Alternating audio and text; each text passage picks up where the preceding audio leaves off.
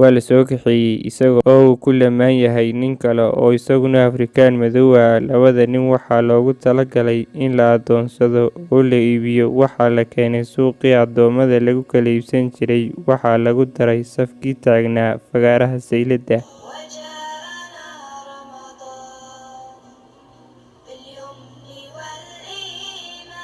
Assalaamu calaykum waraxmatullaahi wabarakaatuh. Soo dhawaada saaxiibayaal, Ramadaan mubaarak. Waa mar kaliya muuqaalka loo xiiso leh. Ku soo dhawaada muuqaalkeena maanta. Balse intaynaan muuqaalka gudagelin, muuqaalka like saar. Sidoo kale haddii ay tahay markii kuugu horeysay eedna soo booqato, subscribe channelka oo ka mid noqo saaxiibadan halkan ku saaxiibnay. Haddaad hore noola joogtayna waad ku mahadsan tahay. Siina share gare.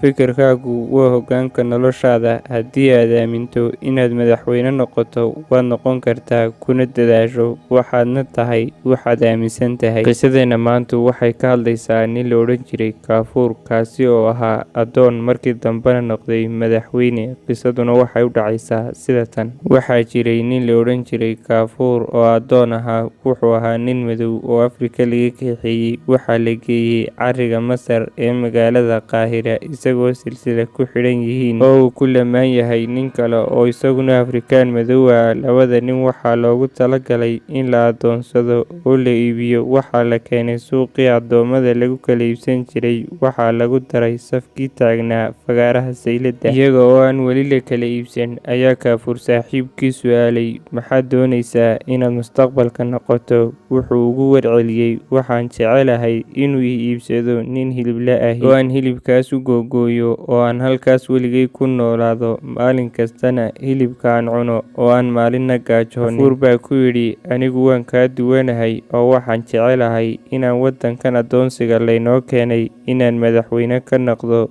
Waqti yar kadib waxaa yimid nin hilible ah oo wuxuu iibsaday ninkii Kaafuur la socday. Kaafuurna waxaa iibsaday ninkii waddanka xukumayey oo addoon doonayey. Muddo kadib, kartidii iyo dadaalkii Kaafuur ayuu u khushuucay ninkii iibsaday, waxaanu ku daray ciidanka waddankaas. Kaafuur wuu sii dadaalay, waxaana loo magacaabay wasiir sare. Muddo kadib, boqorkii waddankaas baa gaboobay, waxaanu u yeedhay Kaafuur wuxuuna ku yidhi, Kaafuurow, waxaad tahay mid karti iyo daacadnimo badan. Waxaan doonayaa inaad waddankan hoggaankiisa isku diyaariso, waayo waan taag dareeyey. Waqti yar kadib ayaa Kaafuur la wareegay hoggaankii waddankaas, waxaanu noqday madaxweynihii Masar. Sida ay taariikhda waddankaasi qortay, waxa uu Kaafuur noqday madaxweynihii ugu horreeyey ee madow ah ee waddankaas xukuma. Waxa uu xukunka hayay muddo 23 sannadood ah. Sidoo kale waxa uu noqday madaxdii waddankaas soo martay kuwii loogu jeclaa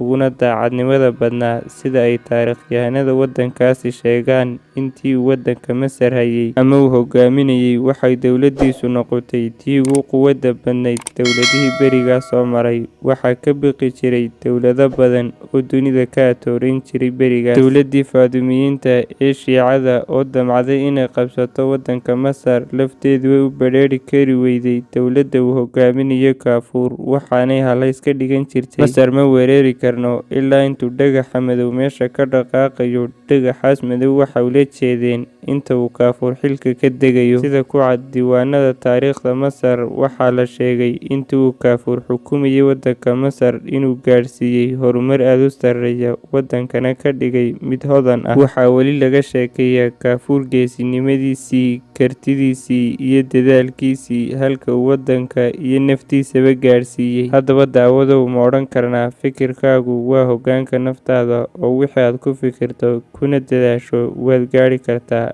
Fikirkaaga nagula wadaag barta kommentiga. Daawade, waad ku mahadsan tahay haddii aad soo gaadhay ilaa dhammaadka muuqaalka like saar. Sidoo kale subscribe channelka haddii aad nagu cusub tahay. Siina share gare. Wassalaamu calaykum.